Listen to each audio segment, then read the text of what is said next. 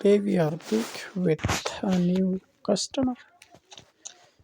Customer is also so unpleasant looking. He has first we have to wash his hair because the hairs are so dirty that we cannot move or comb with that hairs. We are removing the beard hairs. Now we are cutting the hair which are curly and large than normal.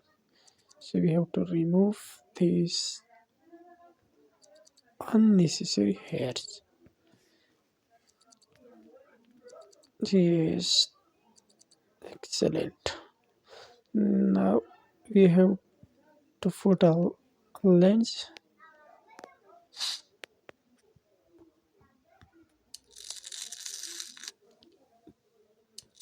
His lips are so wet that there is a lot of rupture, so we have to remove the ruptured parts from the lips. Now we are making the eyebrows.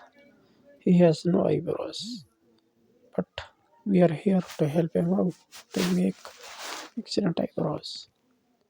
Now we are applying lipsticks to cover his ruptured lips. Now we have to remove the dark circles around his eyes. His eyes has a dark circle, so we have to remove these dark circles from the eyes. Is successfully removed. Now the process is completed. You